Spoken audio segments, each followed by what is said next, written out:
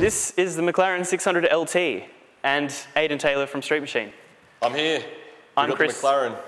I'm excited. I don't get to see these cars very often.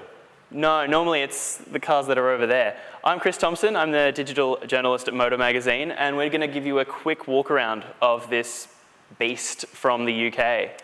It's a very exciting car, isn't it, Chris? It is. So we don't have to put on English accents for it. We might as well. It's pretty. It's not very posh. Good. It's a jolly good car. It's not very posh itself. In fact, it's pretty raunchy. It's like a race car for the road. It's a long tail, so it is the more hardcore badge for McLaren. Basically, it takes the 570 and puts more power, more lightweight. The exhausts are on the top. That's carnage. Those exhausts are absolute chaos. I think if your car has top exit exhausts, it has to be a good car and a special car. Like, what other cars have top exit exhausts? Like 918, that's probably the only other one. That's the only other one I can think of at the moment. There is a pretty long list. Well, no. I don't know anything about cars, so. There's not. I only know that this and the 918 have top exit exhaust, so it's a good thing. So, basic specs, 441 kilowatts, amazing, 620 newton meters of torque from the 3.8 litre twin turbo V8, which is up there in the back. I'll give you a look. So that's 600 horsepower, that's where the name comes from? That is where the name comes from. That's it down there. So, with this, obviously they've liberated a little bit more power by removing a lot of the distance the exhaust needs to get down here. You can just about fit your fist in there. That's an important fact. And instead of exhausts down here, we've got just this complete carbon fibre splitter. Show me the insides. All right, off you go. All right, I'm jumping in. I don't know if I should be trusted to do this. Ugh, God, it's definitely a hard car to get in and out of because you've got this huge sill bit. Actually, you know what's really cool about this? The carbon fibre tub. Yep. Explain to the people what a carbon fibre tub is. All right, so if you come over here or down at your feet. Oh yeah. That's not That's carpet. all carbon. That's carbon. Under here, it's all the same. So this car McLaren has carpeted, but underneath all of that, it's McLaren's Monocell something? Monocell 2. Thank you. And a lot of the time with a lot of cars, you can actually just see it. Inside here, Alcantara everywhere, really driver focused. The seats are snug. They are That's very cool. Like, yeah, non-adjustable bucket seats. They're basically racing seats. This isn't like a commuting car, basically. Yeah, but if you look down here, we've got two switches, like the same as what's in the 720S, I guess. Pretty simple controls. I've not driven a 720S, so stop. That's not surprising. Stop. Yeah, I've not driven this either. Scott Newman, our associate editor, has driven this, and the review is coming to Motor's website on Which Car pretty soon. But first, it'll be in the magazine. So what else can we look at in here? Obviously, no back seats. Should we press this button here to see what happens? We're in the studio, so we won't at risk of getting in trouble, yeah, press the button. Ooh, I reckon we should just start it up for a small amount of time. All right. So that people can hear what it sounds like. See if I can figure out how to start it. No, I cannot figure out how to start it. My foot is on the brake. Have you got the key? Yep, I've got the key. Key's here. Nope. Well, this car's not going anywhere. Is the handbrake on? Yes. That's not. It's got a P. Oh, it does. It has a P on the thing. I couldn't see it. I don't know why. All right. Really push your foot into it. What? Same problem as before. This car, you got to literally put your foot all the way down on the brake to start it. Yeah, you don't want to accidentally go somewhere with it. Oh, it's loud. It's loud, isn't it? We'll take it outside and do a little bit of bit more noise later because we can't really leave it on for too long in here. No, we better switch it off before we get in trouble. But there was a little teaser of what it sounds like.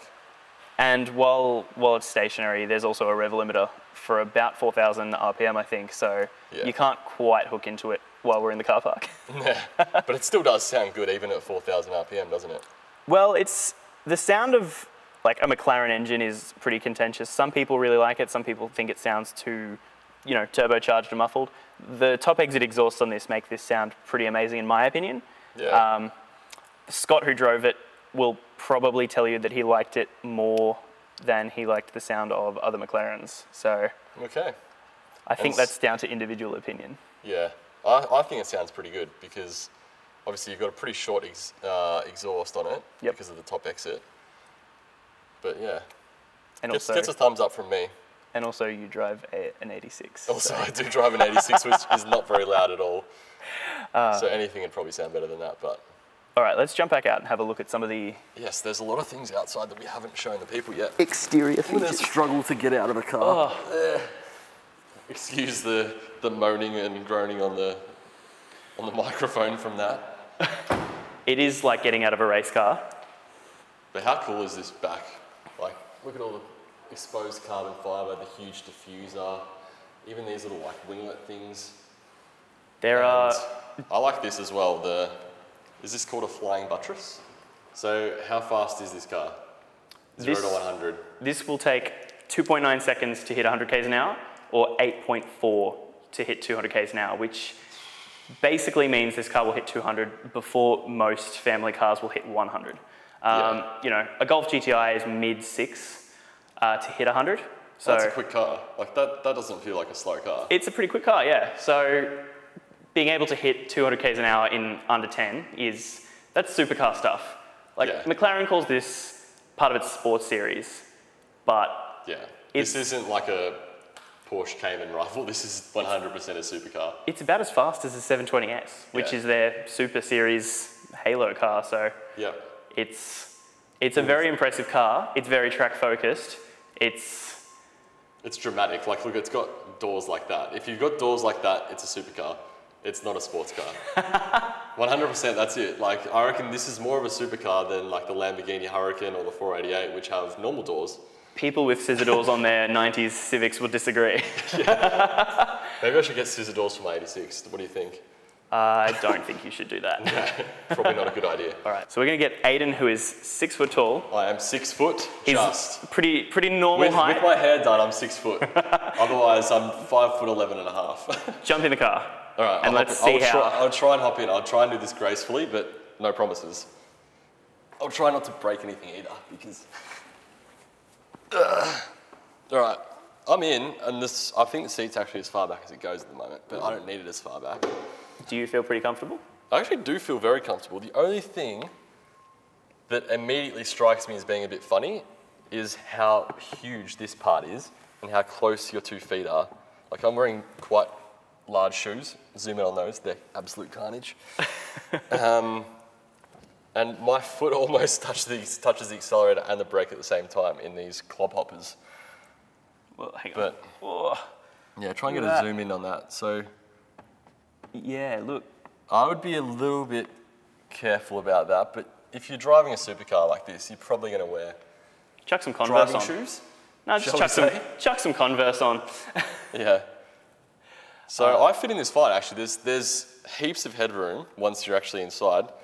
The only thing is the seats are very, very tight and figure supporting, shall we say. So maybe a larger gentleman might not fit in here as well as I do, but overall it's a very comfortable place to sit, really, for a supercar. And you can see out really well, actually, too, which you can't say that about a lot of supercars. So the forward visibility is fantastic. Yeah. Visibility from outside here. Let's close the door. Visibility from outside here is also pretty good. I'm just going to drive off now. I've got the key in the car, so.